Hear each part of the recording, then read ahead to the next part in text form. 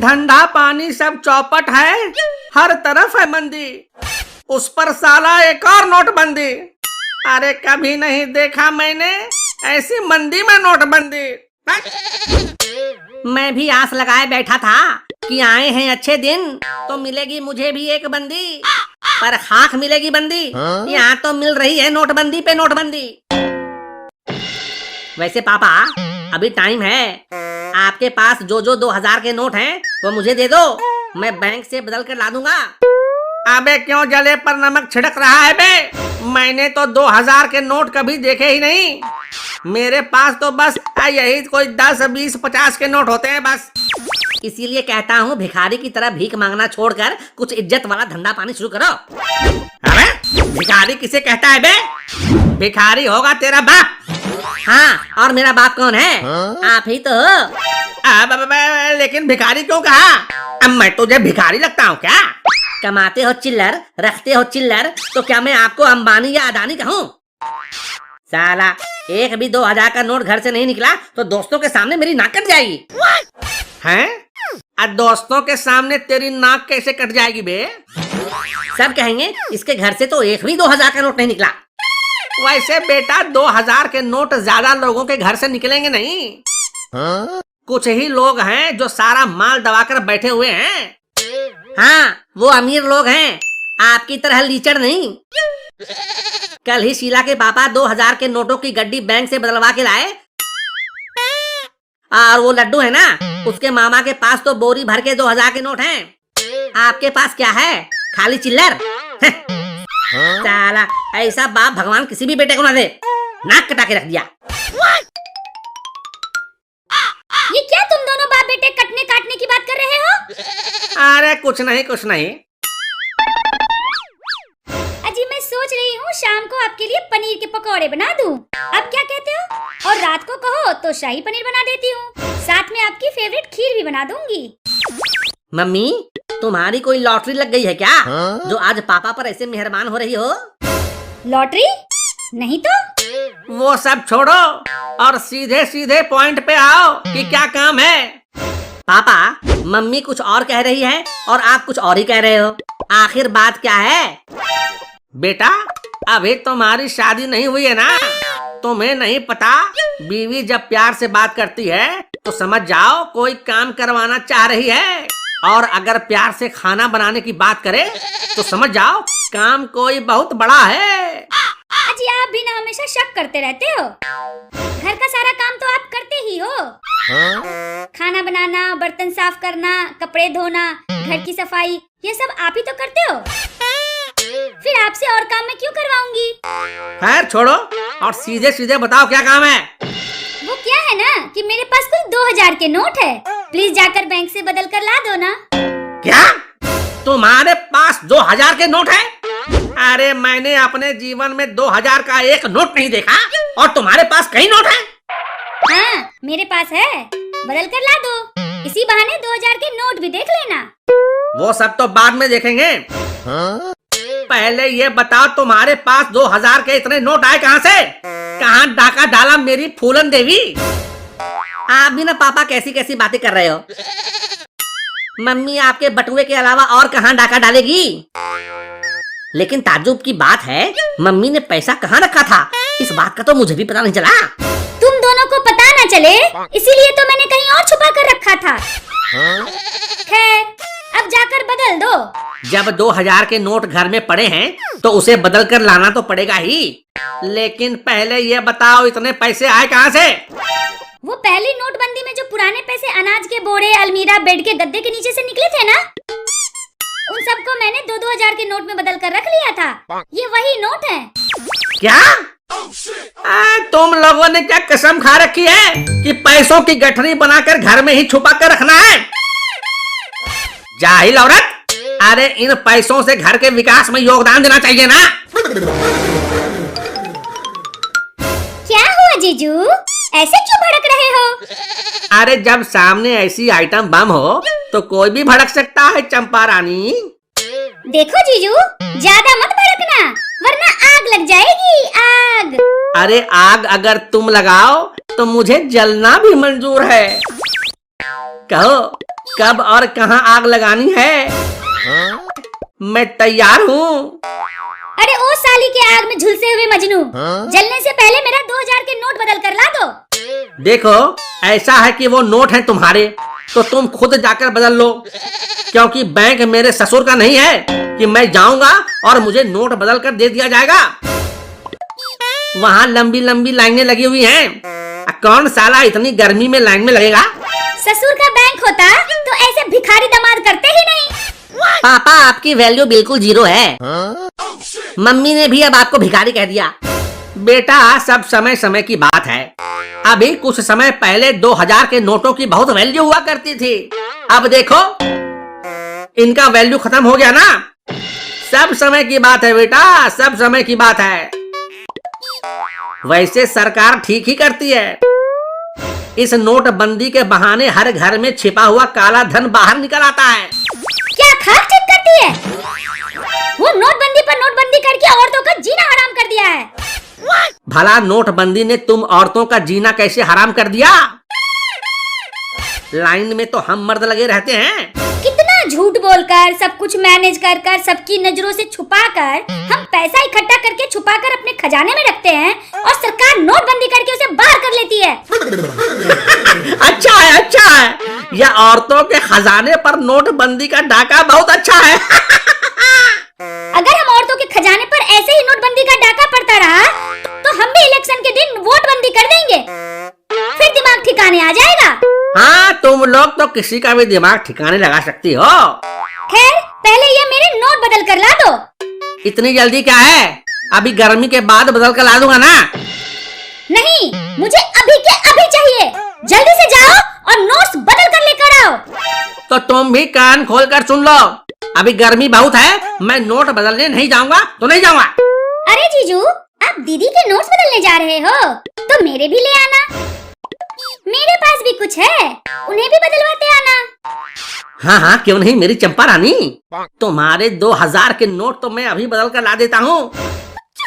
ला दो। मैं जब नोट बदलने के लिए कह रही थी तो बाहर बहुत गर्मी थी, और अब जब साली साहिबा ने नोट बदलने के लिए कहा तो तुरंत तैयार हो गए। अब साथ में तुम्हारा भी बदल कर ला दूंगा, इसमें क्या है। अब कहीं जाने की जरूरत नहीं है, मैं किसी और से बदलवा लूंगी। ठीक है फिर मैं चंपा का ही बदल कर ला देता हूँ। लाओ चंपा। मैं भी देखती हूँ आप घर से बाहर कदम कैसे रखते हो। पैर तोड़कर घर में बिठा देती हूँ, बाहर बहुत गर्मी है ना। अरे मोरी मैया।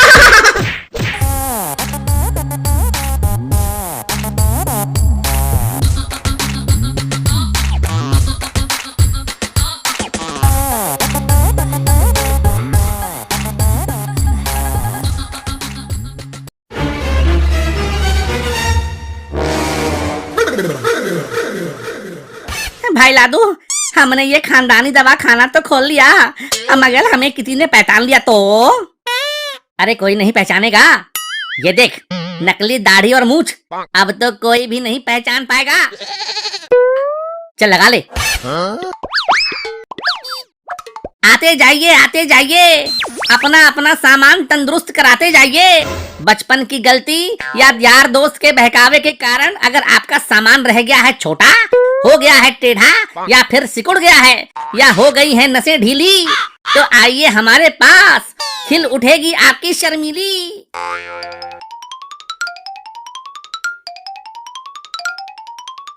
माल लाते हैं तौका, लेकिन मैदान में उतरते ही बंद आते हैं थक्का। तो घबराइए मत, आइए हमारे टेंट के पास।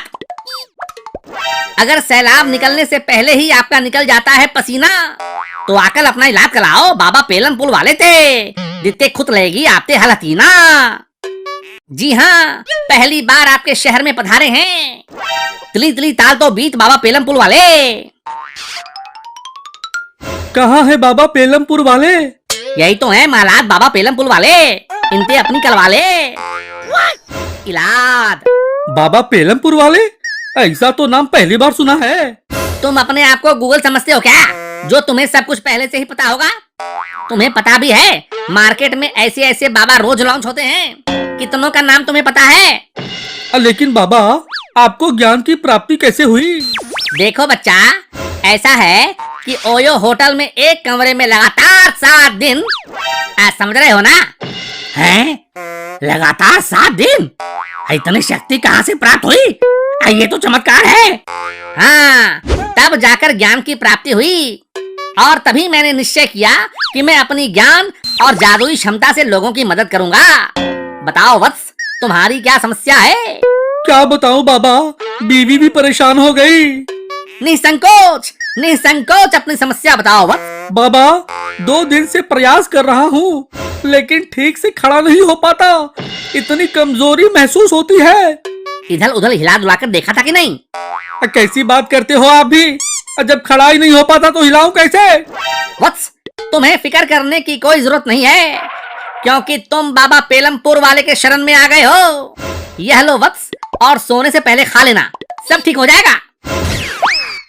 लेकिन सच में सब ठीक हो जाएगा ना? और खड़ा? तुम खड़े होने की चिंता छोड़ दो, बहुत तेज रफ्तार से दौड़ेगा तेरा लोला। क्या? इसके कहने का मतलब है घोड़ा, घोड़ा। अब आप और आपका सामान घोड़े की रफ्तार से दौड़ेंगे। अब आप जाइए और आप अपनी समस्या बताइए। आइए। मेरा निकलने में दिक्कत हो रहा है। क्या कह लें? सच कह रहे हैं, पिछले 2-3 दिन से लगातार कोशिश पर कोशिश किए जा रहे हैं लेकिन निकलने का नाम ही नहीं ले रहा। बाबा, ये तो अद्भुत समस्या है, क्या होगा इसका इलाज? लगता है कुछ ज्यादा हो गया था पहले। क्यों बच्चा? अजी बाबा, कुछ ज्यादा हो गया था। कोई बात नहीं वत्स, तुम मेरे दरबार में आ चुके हो, यहाँ तुम्हारी हर समस्या का समाधान किया जाएगा। और हाँ, तुम्हें ज्यादा जोर भी नहीं लगाना पड़ेगा।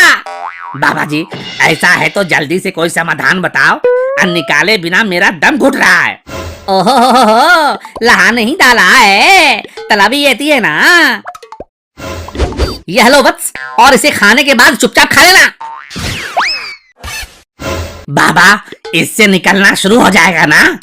इतना निकलेगा कि बंद कराने के लिए फिर आना पड़ेगा। जय हो बाबा की।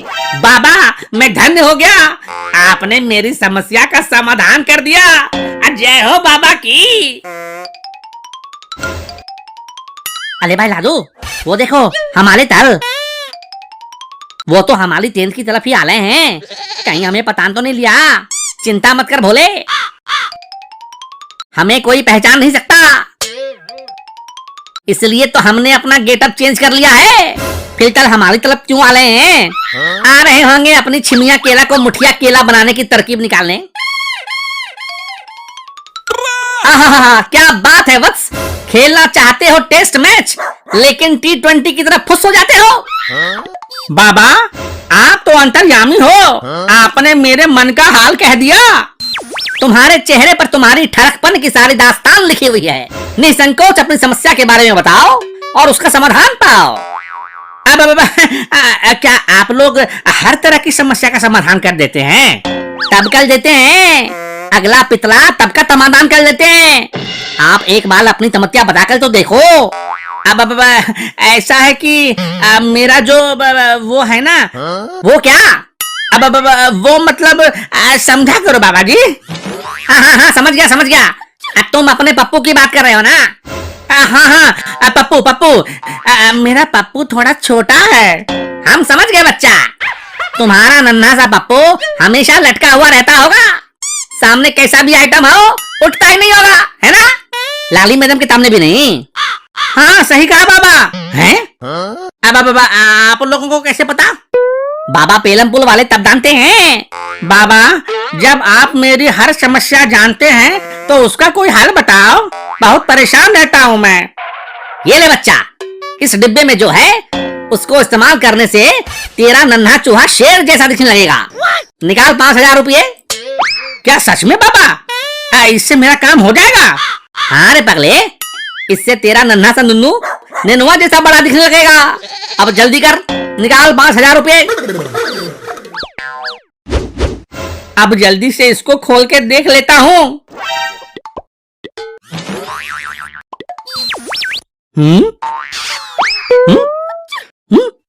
बाबा, ये क्या दे दिया आपने? इसका मैं क्या करूँगा?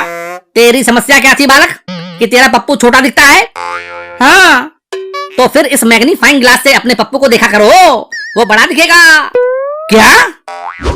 ऐसा करने से अब मेरी समस्या खत्म हो जाएगी?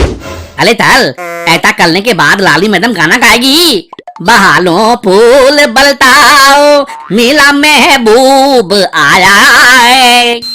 अब पता नहीं क्यों मुझे तुम दोनों की आवाज कुछ सुनी सुनाई सी लगती है।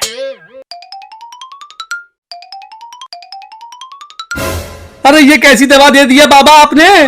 मैं खुद के खड़ा नहीं हो पाने की बात कर रहा था, क्योंकि दस्त के कारण मैं कमजोर हो गया था, लेकिन आपकी दवा खाने के बाद जो मेरा खड़ा हुआ है वो बैठने का नाम ही नहीं ले रहा। और मैंने कुछ और के नहीं निकलने की बात की थी, लेकिन जब से आपकी दवाई खाया हूँ तब से लूज मोशन हो गया है। लगता है शिलाजीत की जगह जमाल गोटा पड़ गया। मुझे तो ये कोई बाबा नहीं बहरूपिया लगता है। अभी देखता हूँ।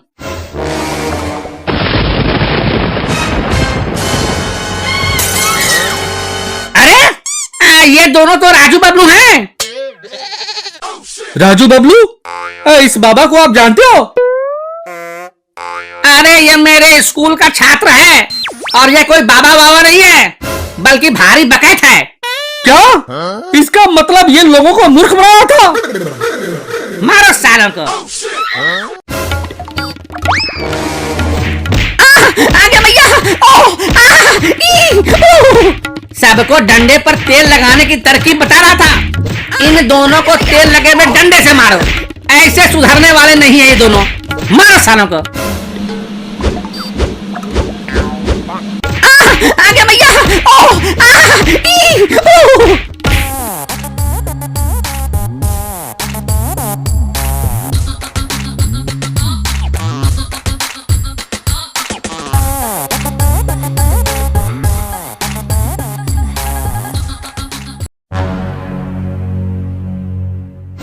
राजू, तुम मुझसे शादी करोगे?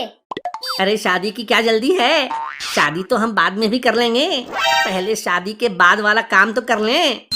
क्या? अब लेकिन शादी के बाद तुम क्या करोगी? बेबी, मैं ना शादी के बाद फास्ट करूंगी।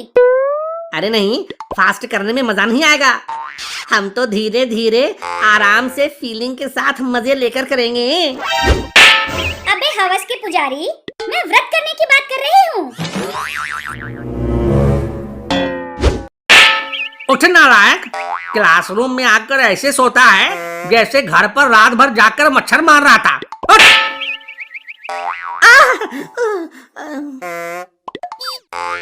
अरे और तो कोई सपना पूरा नहीं होता, साला ये मार खाने वाला सपना ही इतनी जल्दी क्यों सच हो जाता है?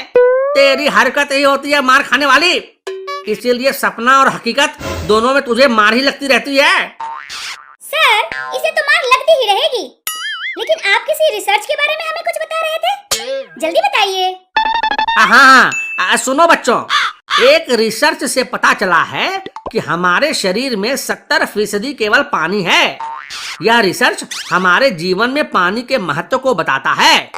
अच्छा, हमारे शरीर का 70% केवल पानी है, तो इसका मतलब है सर कि जो लोग मोटे हैं वो मोटे नहीं हैं, दरअसल में बाढ़ग्रस्त हैं। बाढ़ग्रस्त? हाँ सर, मोटे होने का मतलब हुआ शरीर में पानी ज्यादा है और यह फैल गया है, और जिस जगह पानी ज्यादा फैल जाता है उसे बाढ़ग्रस्त ही कहते हैं ना। अच्छा, तो इस हिसाब से जो लोग दुबले पतले हैं उन्हें क्या कहा जाएगा? जो लोग दुबले पतले हैं उन्हें हम सूखाग्रस्त कह सकते हैं। सूखाग्रस्त? वो कैसे? जो दुबले पतले हैं उनके शरीर का पानी सूख गया होगा, और जहाँ का पानी सूख जाता है उसे सूखाग्रस्त ही तो कहते हैं ना। बाढ़ग्रस्त, सूखाग्रस्त, पता नहीं कैसे ये गजब गजब की बकैती कहीं भी घुसा देता है। घुसाने में तो मैं एक्सपर्ट हूँ सर, बस जगह मिलनी चाहिए। ठीक है, चल ये बता, तू किस चीज से ग्रस्त है जो दिन प्रतिदिन ऐसे कमजोर होते जा रहा है? आंखें धसी जा रही है, हड्डियां और नसें बाहर दिख रही हैं तेरी। ताल, लादू लवग्रस्त है। लवग्रस्त है? लवग्रस्त? ये लवग्रस्त क्या होता है बे? ताल, लादू तीला के लव से ग्रस्त है, तोते डाकते तीला तीला करता रहता है। अच्छा, इसका मतलब है राजू आशिक हो गया है। हाँ ताल, मदनू और लांदा ते भी भला आती है हमारा लादू। अच्छा ऐसा है। सुना है आशिकी में लोग शायर बन जाते हैं। है राजू, चल अपने अरमानों के बारे में कुछ शायरी सुना। सर, अर्ज किया है कि दिल की चिंगारियों को अपने हाथों से हवा देते हैं। वाह वाह, क्या बात है, क्या बात है।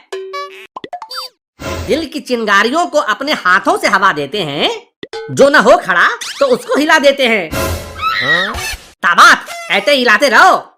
दिल की चिंगारियों को अपने हाथों से हवा देते हैं, जो न हो खड़ा तो उसको हिला देते हैं।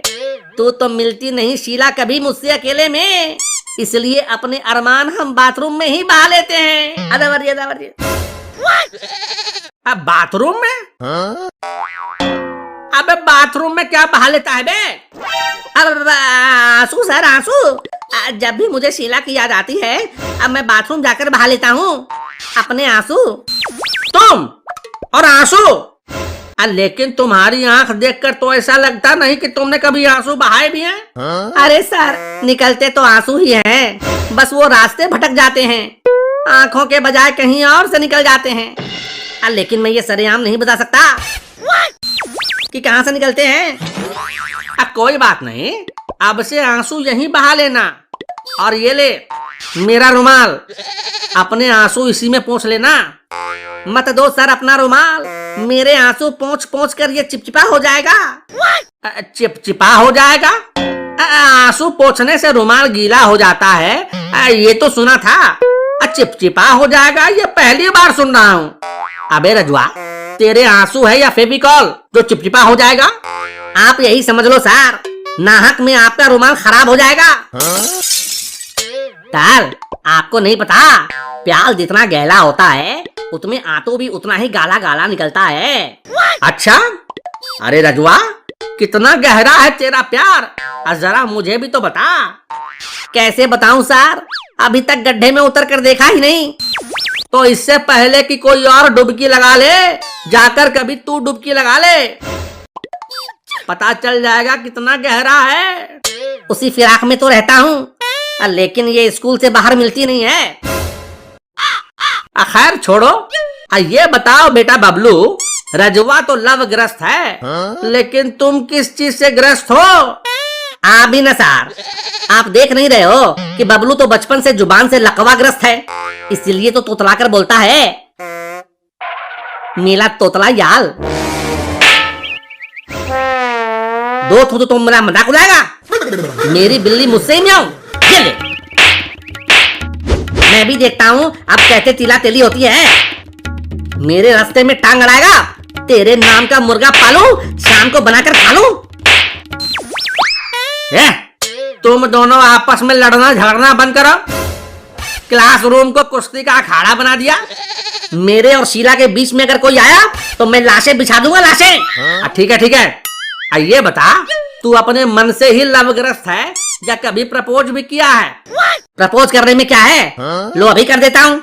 ए शीला, तुम मुझसे शादी करोगी? हाँ, अब ऐसे कोई प्रपोज करता है? मैं तो उससे शादी करूंगी जो प्रपोज कुछ अलग तरीके से करेगा। हाँ। अच्छा ठीक है ठीक है। तो क्या तुम अपनी चिता को मेरे बेटे से आग लगवाना पसंद करोगी? बेटा, आज मैं तुम्हारी ही चिता को आग लगाती हूँ। रुक। अरे रुको रुको, दोनों तरफ से बस आग लगाने की ही बात हो रही है, मामला कुछ अच्छा नहीं लग रहा। इसका मतलब है तिला लादू से प्यार नहीं करती है। प्यार? और इस लफंडर से? हाँ, ये सब इसका एक तरफा प्यार है। तेरी कसम शीला, मेरा प्यार एक तरफा नहीं है। मैं तो तुम्हें आगे और पीछे हर तरफ से प्यार करने को तैयार हूँ। तुम बस एक बार हाँ कर दो। तू मुझे हर तरफ से प्यार करेगा? ये ले, पहले हर तरफ से मेरा प्यार ले। साला, लवग्रस्त से तो ज्यादा मैं शीला के थप्पड़ से त्रस्त हो गया हूँ।